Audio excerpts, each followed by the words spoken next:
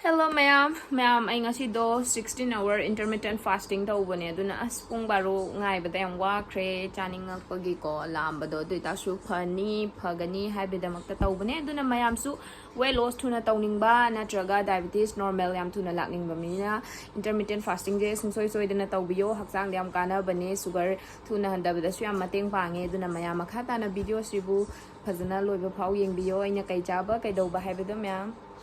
ma'am ay breakfast semage ado ngasi di ay thabi laitre ba ko aduna almonds ko ina semage badam siga ado ay gi curd khara hape aduga flax seeds se chamas ani hapsal lage aduni aduga phajana khai biro aduga ma'am ay do intermittent fasting to budo adudo gi kem chadri ba ko pung baro da sa doine haidana ado hujik se pung 11:40 tare ba ko aduna ai do hojik to semani kitang pung tari kan dagi haidi ko lamba henjala bani na adu semdo haide pung ekta baga cha doine aduna nga hak wali ngai de sem sa ba hawe ba ko adu ai siana semdo amaga cha muklo lordam ne ai ton milk na tawraga adu mayam si almond jai na nudang overnight tingam bane ba ko ado makuje khoktu ga sara syare ai di kho roi aduga si makak ka asu yare ba ko ado ai makak ka mataka roi adum tok hapsal la doini adum kraw saimina gardam ado ai se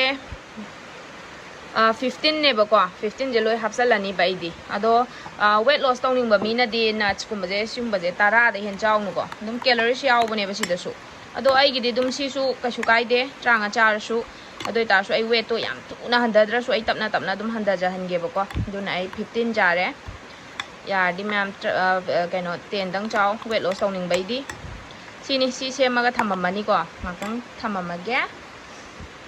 cha lo lu ba yarani cha lo da dum me tara ma kai ma dum changi dana do ai lo lage ko cha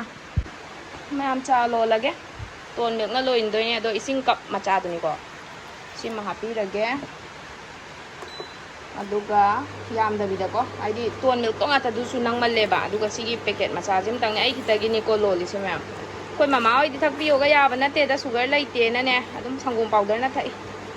do ai gi di upai laite ai su handak thak chalur ba ne sangom powder na adum adu da ne ba sugar hengal ami do aduna tespata hapchalani adai ai sing laire sing hapchalage loina dum ingi kan da gi loi hapaga tapna dum sawon ba do du wani da aduga cinnamon powder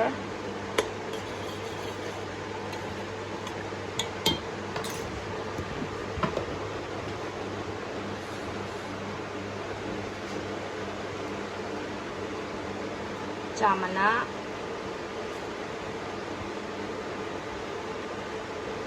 ai de sa ga thakpada ne khangbra ma'am cha je ka samna na ga ngap sang nga machu ga phasa bado adu na tra da adu ga thak tra di ko ka sikpi as adu ne do upai leite ton milk chena dum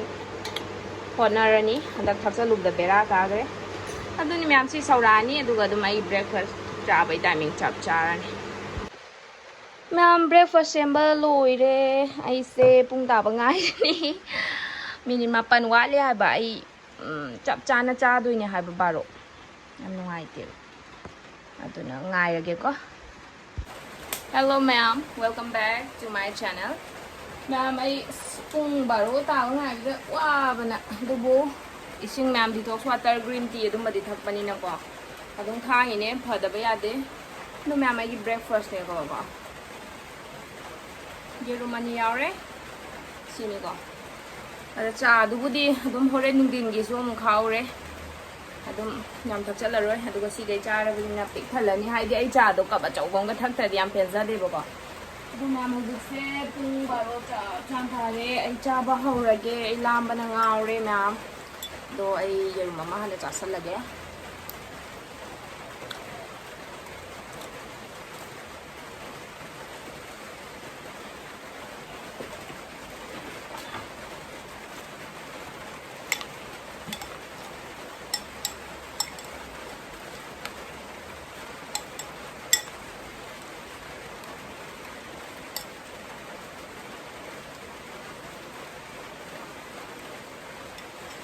ꯑꯗꯨꯒ ꯃꯌꯥꯝ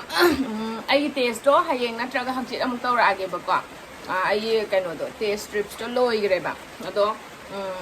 ꯁꯨꯃꯥꯏꯅ 16 hour fasting ꯇꯧꯕꯁꯦ ꯁꯤꯁꯦ sugar normal ꯂꯥꯛꯄꯗ ꯑꯗꯒꯤ weight loss ꯌꯥꯝ ꯊꯨꯅ ꯇꯧꯅꯤꯡꯕ ꯀꯩꯀꯥꯗ intermittent fasting ꯁꯦ ꯌꯥꯝ ꯃꯇꯦꯡ ꯄꯥꯡꯉꯦꯕ ꯑꯗꯨꯒ ꯑꯩꯈꯣꯏꯅ ꯃꯔꯛꯇꯨꯗ ꯏꯁꯤꯡ ꯀꯩꯀꯥ ꯗꯤꯇꯣꯛꯁ ꯋꯥꯇꯔ ꯑꯗꯨꯗ ꯃꯌꯥꯝ ꯊꯛꯄꯅꯤꯅ ꯏꯁꯥꯗꯁꯨ ꯀꯥꯟꯅꯕ ꯃꯌꯥꯝ ꯐꯪꯉꯦꯕ ꯏꯁꯥꯗꯣ ꯐꯖꯅꯀꯣ ꯑꯗꯨꯅꯤ ꯃꯌꯥꯝ ꯑꯗꯨꯅ ꯁꯨꯃꯥꯏꯅ ꯆꯥꯕꯤꯌꯣ ꯑꯗꯣ ꯊꯕꯤ ꯀꯩꯀꯥ ꯌꯥꯎꯗ꯭ꯔꯁꯨ ꯁꯨꯃꯥꯏꯅ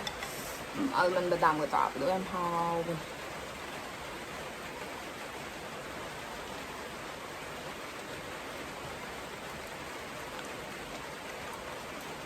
ꯍꯣꯏ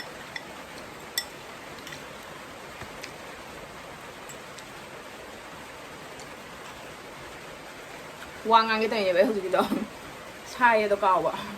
ꯁꯥꯏ ꯄꯉꯥꯡ ꯉꯥꯡꯉꯦ ꯃꯌꯥꯝ ꯁꯥꯎꯅꯨꯀꯣ ꯍꯪꯒꯣꯏꯕ ꯃꯤꯁꯨ ꯂꯩꯕꯅꯦꯕ ꯆꯥꯅ ꯉꯥꯡꯕꯗ ꯑꯩꯗꯣ ꯑꯗꯨꯝ ꯚꯤꯗꯤꯑꯣꯗꯣ ꯌꯥꯝ ꯁꯥꯡꯕꯁꯨ ꯇꯜꯂꯦ ꯑꯩ ꯆꯥꯕ ꯑꯃꯨꯛ ꯂꯣꯏꯔꯒ ꯑꯃꯨꯛ ꯉꯥꯡꯕꯗꯣ ꯃꯌꯥꯝꯗ ꯃꯇꯝ ꯌꯥꯝ ꯂꯧꯔꯅꯤꯗꯅ ꯑꯗꯨꯗꯨꯒꯤ ꯁꯨꯝ ꯃꯌꯥꯝꯗ ꯑꯐꯕ ꯀꯥꯟꯅꯕꯗꯨ ꯁꯨꯝ ꯍꯥꯏꯅꯕ ꯍꯣꯠꯅꯕꯗ ꯆꯥꯅ ꯉꯥꯡꯉꯤꯅꯤꯀꯣ ꯑꯩꯁꯦ ꯑꯗꯨꯅ ꯃꯌꯥꯝ ꯍꯥꯎꯁꯨ ꯌꯥꯝ ꯍꯥꯎꯋꯦ ꯑꯗꯨꯅ ꯑꯩꯅ ꯍꯧꯖꯤꯛ ꯁꯦꯝꯕꯩꯗꯁꯨ ꯍꯥꯏꯈ꯭ꯔꯦꯗꯅ ꯁꯨꯃꯥꯏꯅ ꯅꯠꯁꯀꯨꯝꯕꯁꯦ 10 ꯍꯦꯟꯅ ꯆꯥꯕꯤꯔꯨꯅꯣꯕꯀꯣ ꯍꯥꯏꯗꯤ ꯑꯗꯨꯗꯁꯨ ꯆꯥꯕꯕꯨꯗꯤ ꯐꯠꯇꯕ ꯅꯠꯇꯦ ꯌꯥꯝ ꯐꯩ ꯑꯗꯨ ꯇꯥꯔꯁꯨ ꯀꯦꯂꯣꯔꯤꯁ ꯌꯥꯝ ꯌꯥꯎꯕꯅꯦ ꯑꯗꯨꯅ ꯋꯦꯠ ꯂꯣꯁ ꯇꯧꯅꯤꯡꯕ ꯃꯤꯅꯗꯤ 10 ꯍꯦꯟꯅ ꯆꯥꯕꯤꯅꯣꯕ ꯍꯥꯏꯗꯤ ꯁꯝꯅ ꯍꯥꯏꯔꯒ ꯀꯥꯖꯨ 5 ꯍꯥꯏꯗꯤ ꯀꯥꯖꯨꯗ 10 ꯑꯗꯩ ꯑꯜꯃꯟ ꯕꯗꯥꯝꯁꯇ 10 ꯆꯥꯗꯧ ꯅꯠꯇꯦꯀꯣ 10 ꯍꯥꯏꯁꯦ ꯁꯝꯅ ꯍꯥꯏꯔꯒ ꯑꯜꯃꯟꯗꯣ 5 ꯆꯥꯔꯗꯤ ꯀꯥꯖꯨꯗꯨꯒ 5ꯗꯨꯒ 10 ꯐꯥꯗ꯭ꯔꯥ ꯑꯗꯨꯒ ꯑꯇꯩ ꯑꯇꯣꯞꯄ ꯁꯤꯠꯁ ꯃꯌꯥꯝ ꯂꯩꯈ꯭ꯔꯦꯗꯅꯀꯣ ꯑꯗꯨꯗꯣ ꯑꯗꯨꯝ ꯈꯔ ꯆꯥꯕꯩ ꯋꯥꯅꯤ ꯑꯗꯨꯒ ꯌꯥꯝ ꯀꯨꯞꯄ ꯄꯝꯀꯤꯟ ꯁꯤꯠꯁ ꯑꯗꯩ ꯁꯟꯐ꯭ꯂꯥꯋꯔ ꯁꯤꯠꯁꯨ ꯌꯥꯝ ꯀꯥꯟꯅꯩꯗꯅꯀꯣ ꯑꯗꯣ ꯑꯗꯨꯒꯨꯝꯕꯗꯨꯕꯨꯗꯤ ꯑꯗꯨꯝ ꯆꯥꯡ ꯑꯃ ꯌꯦꯡꯉꯒ ꯈꯔ ꯑꯗꯨꯝ ꯌꯥꯏ ꯑꯗꯨꯝ ꯑꯗꯨꯗ ꯃꯁꯤꯡ ꯊꯤꯗ ꯇꯥꯔꯒꯁꯨ ꯑꯗꯨꯕꯨꯗꯤ ꯈꯔ ꯑꯗꯨꯝ ꯆꯥꯎꯕꯀꯣ ꯑꯗꯨꯒ ꯁꯨꯝꯕ ꯕꯗꯥꯝꯒꯨꯝꯕ ꯀꯦꯁꯤꯌꯨꯒꯨꯝꯕ ꯁꯨꯝꯕꯁꯤꯗꯤꯅꯦ 10 ꯍꯦꯟꯅ ꯆꯥꯕꯤꯅꯣꯕ ꯑꯗꯨ ꯁꯨꯝ ꯍꯥꯏꯅꯤꯡꯕ ꯑꯩꯅ ꯃꯌꯥꯝꯗ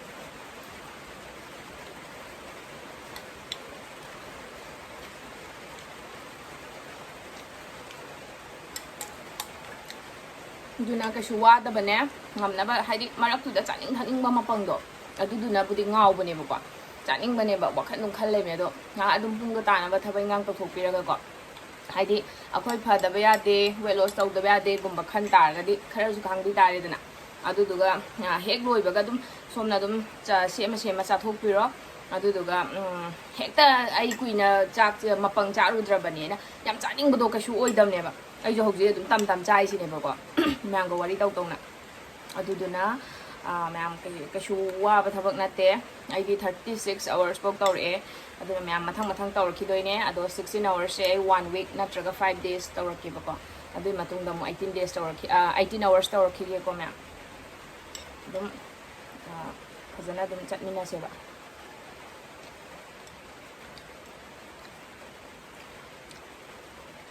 ꯑꯗꯨꯒ ꯃꯌꯥꯝ ꯌꯥꯝ ꯃꯔꯨ ꯑꯣꯏꯅ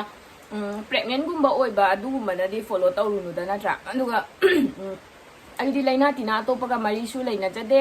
ꯑꯗꯨꯒ ꯑꯩꯅ ꯃꯍꯤ ꯃꯅꯥꯏ ꯁꯦꯝꯃꯒ ꯊꯛꯄ ꯃꯇꯝꯗ ꯁꯤꯁꯨ ꯁꯤꯗꯁꯨ ꯀꯥꯟꯅꯩꯗꯤ ꯍꯥꯏꯖꯕ ꯋꯥꯅꯦꯕꯀꯣ ꯑꯩꯒꯤ ꯀꯩꯅꯣꯁꯤꯗꯤ ꯁꯝꯅ ꯍꯥꯏꯔꯒ ꯋꯦꯠ ꯂꯣꯁꯀ ꯗꯥꯏꯕꯦꯇꯤꯁ ꯇꯪꯅꯤ ꯑꯗꯨꯅ ꯑꯇꯣꯞꯄ ꯂꯩꯅꯥꯒꯤ ꯃꯔꯝꯗꯗꯤ ꯑꯩꯗꯤ ꯗꯣꯛꯇꯔꯁꯨ ꯅꯠꯇꯕꯅꯤꯅ ꯇꯁꯦꯡꯅ ꯈꯪꯖꯗꯦ ꯑꯩ ꯁꯤꯃꯇꯪꯒ ꯁꯦꯡꯗꯣꯛꯆꯍꯧꯒꯦꯀꯣ ꯑꯗꯨꯒ ꯑꯩꯗꯤ ꯄꯦꯁꯦꯟ ꯑꯣꯏꯕꯅꯤꯅ ꯑꯩꯗꯣ ꯗꯥꯏꯕꯦꯇꯤꯁ ꯄꯦꯁꯦꯟꯅꯤꯅ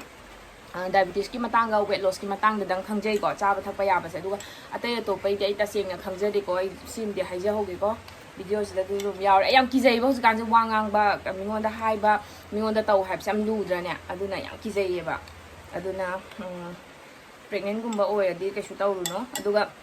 intermittent fasting ꯁꯤꯁꯨ ꯌꯥꯝ ꯑꯍꯟꯅ ꯀꯩꯁꯨ ꯇꯧꯕꯤꯔꯨꯅꯨ ꯍꯥꯏꯗꯤ ꯀꯩꯁꯨ ꯉꯝꯗꯦꯀꯣ ꯑꯗꯨꯒ ꯑꯗꯨꯝ ꯅꯍꯥ ꯑꯗꯒꯤ ꯑꯍꯟ ꯑꯣꯏꯔꯁꯨ ꯈꯔ ꯑꯗꯨꯝ ꯆꯥꯗꯕ ꯉꯝꯕ ꯏꯁꯤꯡ ꯀꯩꯀꯥ ꯊꯛꯑꯒ ꯑꯗꯨꯝ ꯉꯝꯕ ꯈꯔ ꯃꯁꯥ ꯀꯜꯂꯤꯕꯁꯤꯡꯅ ꯇꯧꯕꯤꯌꯣꯕ ꯍꯥꯏꯗꯤ ꯌꯥꯝ ꯑꯍꯟ ꯑꯣꯏꯔꯗꯤ ꯀꯩꯁꯨ ꯉꯝꯃꯣꯏꯗꯅꯀꯣ ꯃꯁꯥꯗꯣ ꯍꯦꯟꯅ ꯀꯩꯅꯣ ꯁꯣꯟꯊꯔꯛꯀꯅꯤꯕꯀꯣ ꯑꯗꯨꯗꯨꯅ ꯑꯗꯨꯝ ꯑꯩꯈꯣꯏ ꯅꯍꯥ ꯈꯔ ꯑꯗꯩ ꯋꯦꯠ ꯂꯣꯁ ꯌꯥꯝ ꯇꯧꯅꯤꯡꯕ ꯑꯗꯩꯗꯤ ꯗꯥꯏꯕꯦꯇꯤꯁꯇ ꯀꯥ ꯍꯦꯟꯅ ꯋꯥꯡꯉꯕꯁꯤꯡꯗꯣ ꯑꯗꯨꯗꯪꯅ ꯇꯧꯁꯤꯀꯣ intermittent fastingꯁꯦ ꯍꯥꯏꯗꯤ ꯋꯥꯅꯤꯕ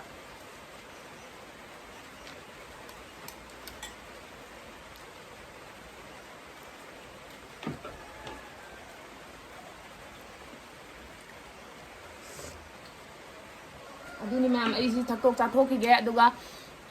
ꯕꯥꯔꯣꯗ ꯍꯧꯖꯤꯛ ꯑꯩꯒꯤ ꯕ꯭ꯔꯦꯛꯐꯥꯁꯀꯤ ꯁꯤꯡꯁꯦ ꯑꯩꯅ ꯕꯥꯔꯣꯗ ꯆꯥꯔꯕꯅꯤꯅ ꯑꯩꯗꯣ ꯂꯟꯁꯇꯣ 2 hours ꯀꯨꯝꯕꯗꯤ ꯑꯗꯨꯝ ꯀꯥꯟꯅꯒꯗꯕꯅꯦꯕ ꯑꯩꯈꯣꯏꯅ ꯆꯥꯕ ꯊꯛꯄꯁꯦ ꯑꯗꯨꯗꯨꯅ ꯄꯨꯡ 2 ꯅꯠꯇ꯭ꯔꯒ 2:30 ꯁ꯭ꯋꯥꯏꯗ ꯑꯗꯨꯝ ꯆꯥꯖꯔꯛꯑꯒꯦ ꯑꯗꯨꯒ ꯁꯤ ꯃꯌꯥꯝꯁꯦ ꯆꯥꯁꯤꯟ ꯊꯛꯆꯜꯂꯕꯅꯤꯅ ꯀꯩꯁꯨ ꯌꯥꯝꯁꯨ ꯂꯥꯝꯃꯔꯣꯏ ꯑꯗꯨꯒ ꯃꯌꯥꯝ ꯑꯩꯈꯣꯏꯅ intermittent fasting ꯇꯧꯔꯒ ꯑꯗꯨꯝ ꯀꯩꯅꯣ ꯆꯥꯅꯤꯡ ꯊꯛꯅꯤꯡꯉꯒ ꯉꯥꯎ ꯇꯥꯔꯒꯗꯤ breakfast ꯑꯗꯨꯝ skip ꯇꯧꯕꯤꯔꯒ lunchꯀꯤꯗꯣ ꯑꯗꯨꯝ ꯆꯥꯕ ꯌꯥꯏꯀꯣ lunchꯇꯨ ꯑꯗꯨꯝ ꯌꯦꯔꯨꯝ ꯑꯐꯨꯠꯄ ꯌꯦꯔꯨꯝ ꯍꯧꯗꯅ ꯑꯗꯨꯝ ꯅꯍꯥꯟꯒꯩ ꯆꯥꯕꯗꯣ ꯀꯥꯡꯁꯣꯏ ꯆꯥꯗꯅ ꯀꯥꯡꯍꯧ ꯆꯥꯗꯅ ꯑꯗꯨꯁꯨ ꯑꯗꯨꯝ ꯌꯥꯏꯀꯣ breakfast skip ꯇꯧꯔꯁꯨ ꯑꯗꯣ ꯑꯩꯒꯤ ꯑꯣꯏꯅꯗꯤ ꯑꯗꯨꯃꯥꯏꯅ ꯑꯗꯨꯝ ꯇꯧꯖꯔꯒꯦ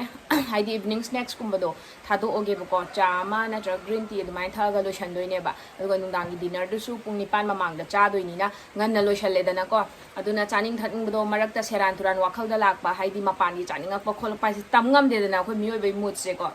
ꯑꯗꯨꯗꯨꯅ ꯑꯗꯨꯀꯥꯟꯗ ꯆꯥꯎꯔꯛꯇꯅꯕ ꯍꯥꯏꯗꯤ ꯄꯨꯛꯇꯣ ꯑꯗꯨꯝ ꯊꯜꯂ ꯂꯩꯅꯕ ꯑꯗꯨꯃꯥꯏꯅ ꯁꯨꯝ ꯁꯦꯝꯗꯣꯛꯄꯩ ꯋꯥꯅꯦ 8 hours ꯑꯩꯈꯣꯏꯅ ꯍꯥꯡꯗꯣꯛꯄꯅꯦꯕꯀꯣ ꯃꯄꯪ ꯆꯥꯅꯕ ꯃꯌꯥꯝ ꯑꯗꯨꯅꯤ ꯃꯌꯥꯝ ꯃꯈꯥ ꯇꯥꯕꯁꯨ ꯁꯨꯝ ꯎꯠꯂꯛꯀꯦꯀꯣ ꯅꯣꯡꯁꯨ ꯇꯥꯏꯌꯦꯕꯀꯣ ꯃꯌꯥꯝ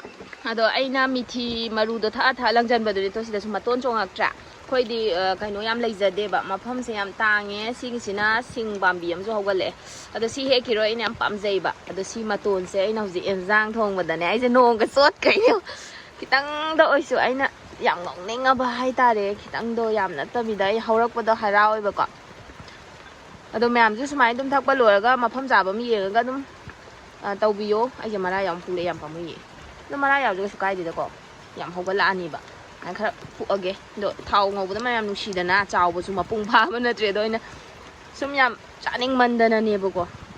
ꯄꯨꯛ ꯇꯠꯂꯦ ꯃꯌꯥꯝ ꯑꯝꯇ ꯃꯥꯡꯍꯟꯗꯕꯩ ꯋꯥꯔꯤꯅꯤꯗ ꯑꯩꯁꯦ ꯃꯅꯥ ꯃꯁꯤꯡ ꯊꯥꯕꯒꯁꯦ खरा तमदा यारोइदोरे लैबा लैतबको गमलादा ओइगेरा अदै चोंगांदा ओइगेरा खरा थाबा तम्मगे हंदक्ति सुम लैबदा फंगदबसु यावरेबको सिनी म्याम म्यामसु थाजनबियो लेमना मांगहनगनो म्याम आइगिसे उतीदी उतीनेबको अदो सोदादो खितंगदनेबा हापिसे दुगने चाकुंबसु हापतबिनेबको अदो सोदासे याम चाबा फत्तेदना अदो आइदि खितंग हापगा ngasiगी weather सिगे याम चानिंगी अदुना नोंग फादो अदुम चाबा याय ngasi चाग्रिसिना आई थाम चारक्तबसु याय नुमि 10 30 चारक्तबसु याय अदो नोंग फादो की वारी अदो आइना सुमाइना तोरबोचे मपुम मपुम चाव चाव यावबसे चंफुट ओइ कई ओइ अदुम चाबदो याम हाउजबा याम पामजबा अदुगा नोंगसु ताइदना weather से अदुगी सुम थोंगिनेबको म्याम अखोइ पुखीदा थांजिंग हवेबको अदो थांजिंगजे कदाइदगी तौरइनो खंगद्रे पोखाइरगा अइना पुखीदे खुल्लिनेबा सिना अइना तुपोबे तारा तारा पोखाइरगा ओइना ताउखलए हाबा इमासी हाइगतलगा येंगबा यारोइद्रा खरे मरी मरांगा चेलिजे असुंबदे तौरमोइद्राबा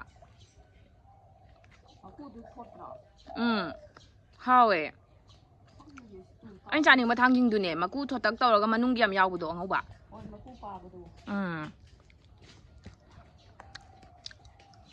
हाइगतला येंजे यामी तो पामुई कुमां खुलैने याम ताउरी आइदि अनोक यावदबे उद्रे कैमरासना चिंजल्ला येंगे ताब्राना उरासी अदुई ममांगदा अस्वाइदरा अदुगी थमा अपाकदुगी असौबा सिगी मखादा पालमदो सिदे ओइ मथक्ता तोंगिजो ए नते थारोइने हंदर ओसोमदा कायदा कैमरा दे कुमां पाइन तो साइगी ओ असाइदा होय मरु मचा मचाबुदि उबा याव कमाय हेक्तोइनो खंगद्रे अखोइदि अहांगबा अमा लैदना हाना थादमनिना सिगी कारकी अहांगबा अमा लैदना तो से सिदा ओ हाइदि सिदनी अहांगबा सिदनी मा हाइसे दोइ तादि सिगी काइदिबा सिदगी ओरमबसु याय देव मसरा हाइगतला येंगजा हाइते हाबा कोइ मैम अइगिसेको खोइ पुगिदै ताउखलकपा थांजिंगदो तरुक तरे खितनेबको अदुगा सिसिना थांजिंगी काय हाइदोनो मरीदुनेबको मकु मथकिदो सेटला तौबा अदा उ मोरोकसे याम सादी सादौ माले मनमसे चनम मरु अनिहुम हापचलगा काबक साबक तंग तोटपनेबा इना चौ चौ साइनिंगबगीको अदुगा उतीसे सोडा यावदबगा चप मानै आइन थोंगिदे याम यामदे अदुगा हाइना तोरपोट गातनेबा चंफुदोय काय याम चाजनिंगेबको नोंगा ताबसिदा अदे नोंग ताबगीने चाकसिसुने याम चानिंगे इंटरमिटेंट फास्टिंग गा तौरुबेदो चगदुमजे नहानगैदे खितंगी साहलबनी अदो स्माइना तकलां थादारनीदना अदुगा आई उतीसे चाकसु हापतेबा चेंग हाइन तो खाइरगाने सि अमुकोट अदे चियासिसे अमु थक तौरगा आई ngasiगी lunch स्माइना लोइसलनी म्याम चाथोखिगे ꯍꯥꯎ ꯂꯩꯔꯝꯕꯥꯟꯗ ꯑꯩꯅꯅꯦ ꯎꯠꯂꯔꯣꯏꯒꯦ ꯇꯧꯕꯅꯦ ꯑꯗ ꯁꯤꯁꯦ ꯍꯥꯏꯕꯩꯗꯣ ꯌꯥꯝ ꯎꯠꯅꯤꯡꯉꯕ ꯀꯩꯅꯣ ꯁꯤ ꯃꯔꯤꯁꯤ ꯁꯨꯡꯃꯥꯡ ꯃꯥꯡꯍꯜꯂꯣꯏ ꯄꯨꯟꯁꯤ ꯑꯍꯥꯟꯕ ꯆꯥꯏꯁꯦ ꯈꯨꯃꯥꯅ ꯍꯥꯎꯋꯦ ꯍꯥꯏꯕꯒꯤ ꯏ ꯍꯥꯎꯋꯦ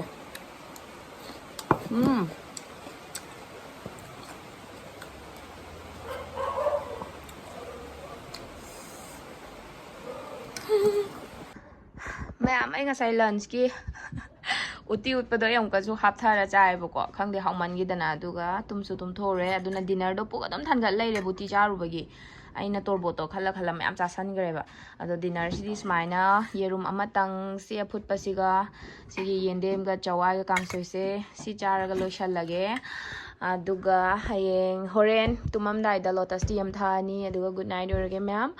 ꯑꯗꯨꯗꯤ ꯃꯌꯥꯝ ꯍꯌꯦꯡ ꯑꯃꯨꯛ ꯊꯦꯡꯅꯔꯁꯦ ꯒꯨꯗ ꯅꯥꯏꯠ